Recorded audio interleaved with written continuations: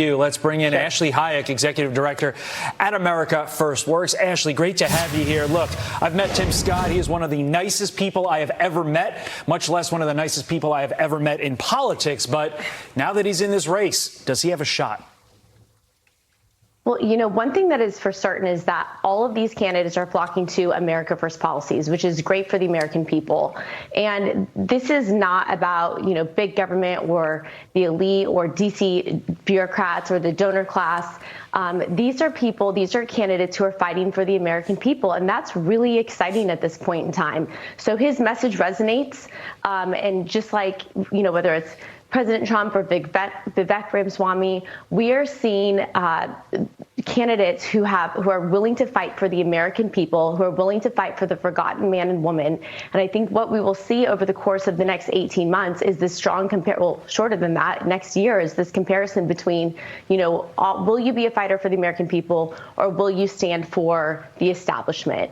And so what we know is that the policies work. We experienced this firsthand in the previous administration, and based on all of their experience, Tim Scott touted the work that he did with opportunity zones with President Trump in the previous administration. Vivek Ramaswamy talking about bringing in the military to secure the border. Those are America First policies, and I do think that those policies resonate with the American people. Yeah, Ashley, I mean, former President Trump didn't have anything bad to say about him, when Senator Tim Scott comes in with $22 million in hand. But I want to talk about a comment Kellyanne Conway made yesterday. She said that this is, the pool is getting thick. There's no doubt about it. And she said this is what President Trump likes to see. So do you think that hurts Senator Tim Scott's chances when it comes to this thick pool with the GOP?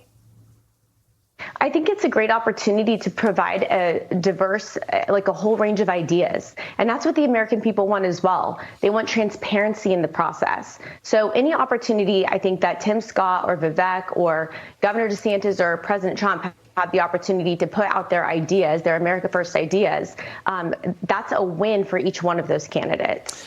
Meantime, President Biden facing more negative polling this morning. 76% of Americans say the economy is in poor condition.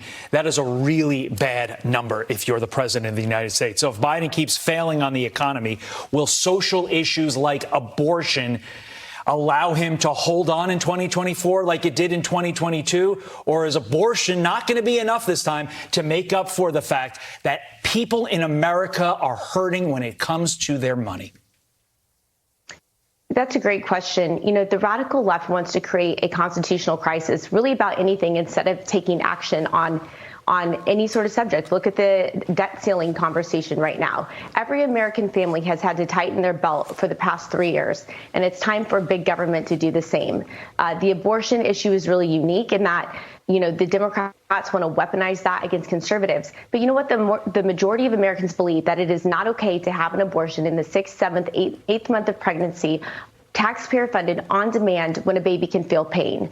The majority of Americans do not agree with that. And when we are seeing our border being invaded by illegal aliens, fentanyl flooding into our communities, people not being able to fill up their tank with gas, highest inflation in 40 years, this is really going to be a much larger conversation than one single topic.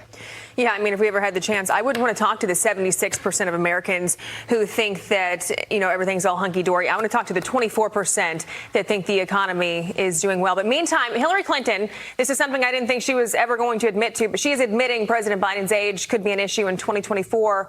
But she still urged voters to support him regardless. Listen to this. There was that heart-stopping moment where he almost fell over coming down the stairs a day or two ago. Is that a concern? Well, I mean, it's a concern for anyone. And we've had presidents who've fallen before who were a lot younger, and people didn't go into, heart palpitations. But his age is an issue, and people have every right to consider it. Ashley, your thoughts on that, especially in the fact that she said that his age is an issue, but still wants people to vote for him? Well, this is how the Democrat Party operates, right? We just talked about how, in the Republican primary, you have this this whole debate with different ideas, the different candidates. The left doesn't want a debate. They don't want to have a conversation. They don't want transparency, and they don't want accountability. So they want a one person to basically take the torch and run with it. And that's what they're doing with Joe Biden.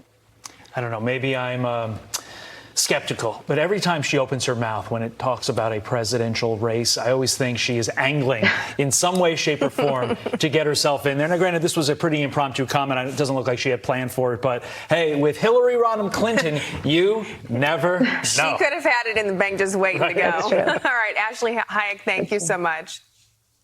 Thank you.